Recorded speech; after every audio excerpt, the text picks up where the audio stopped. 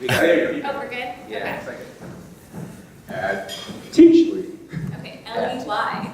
So I'm Rachel. I'm one of the co-founders of Teachley. We are a very young startup. We just launched over the summer. This is our very first app.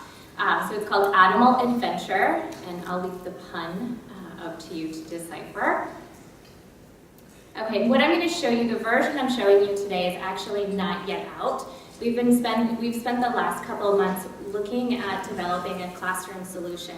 So what we're doing at Teachley is creating educational apps for young kids, elementary school level, based on cognitive science research. So we're not digital worksheets, we're teaching math at this point, starting in math. Okay, so here you can see the classroom solution will allow teachers to create an account and an individual profile for each child. So now the app can be customized, so each child is playing their own game. In this case, I don't have children, but I do have 2 cats. So we'll play as Toby. He's learning a lot of math.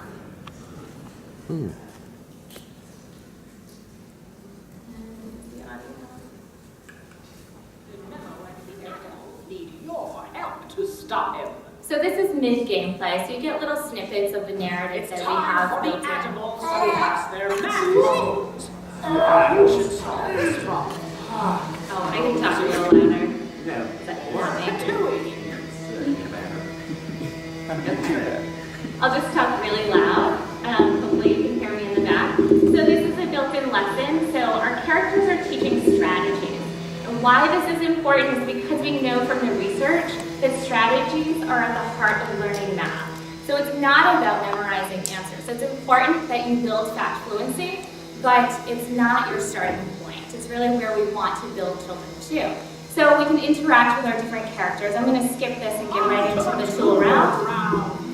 Select one of the tools to start. So you can see that we have different buttons available, and each button appears based on the fact that's shown. So in some cases, it may not make sense to use a combination of 10, but I could count on, for example, with 4 plus 4. So I could start with either of these blocks. I'll start with 4, and then count on from there.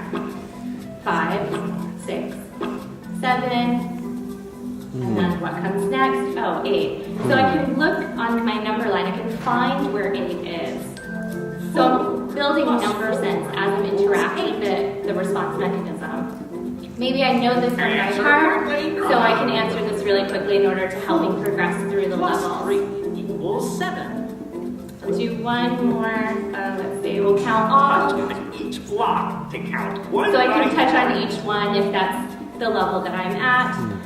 I'm going to just switch out really quickly, because I only have a couple minutes left, and show you another round that we have as a speed round. So this is where we're really assessing more of the fact fluency component. This is more game-like than in the tool round where you're learning the different strategies. Okay, so if I know this right away, I can answer and I've won my gold block back. Now that's important because I'm rebuilding the city that Professor Possum has destroyed. Right? So if I don't know 5 plus 1, I have a hint that reminds me of a strategy that I learned in the last round. So now I can answer, and I still have my green block. Okay, and this one, each hint is provided again based on the best strategy or the most efficient strategy for a particular problem. Just in the nick of time. So you can see we have some really interesting characters and narrative built in. Here's the feedback that the child receives. I wasn't paying attention for part of that early on. So the child reviews the different problems that he or she just solved. And then if I go into, sorry, I'm not putting my real, okay. So the parent-teacher section allows you to go in, I'm in not my account one, but here you can see the different settings. So if you have a child who maybe is 4 or 5 years old, not ready for the speed round, we can set it to just the tool round. But within reporting, you can go in and see how your child or how each of your students are doing within the app. Now, separately, what we're doing at Teachley is building a teacher dashboard that I'm happy to talk more about later because I'm under 10 seconds. But this gives you a preview of what we're doing. We're developing more apps as I speak. So 2 seconds left. All right. Yeah. So did you see the review? So not just putting the kid in, but it's doing a reflection. Here's what you just did. And that's really powerful. Don't see it done that much. Question back there. I love this. I love the emphasis on different strategies. Are you guys doing a browser version as well? Great question. We are not yet. We are right now looking at tablets because of the way you can interact with the tablet and using your fingers to actually, we have one tool that's a doubles tool. It's a boomerang that you can swipe across the screen to cut, to make doubles out of near double problems. So we like the types of interactions that you can do with a tablet. So right now we're focused on tablets, but we are not forgetting about web-based. We'll see when we make that transition. How are you approaching pricing and distribution? Great question. We are figuring that out. So because we're brand new, what we've found is going free will increase our downloads a lot. So we switched from a paid model to a free model for now, just to get the awareness out there. We really want as many teachers to know about us as possible because we see this as a great fit in the classroom to supplement what they're doing.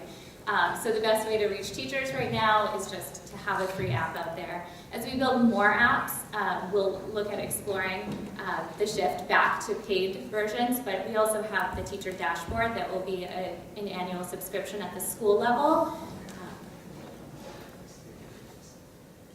And lasers. Yeah, of course. Want to frame it? It's just straight duster magic. Duster magic. All right. Are we on to something?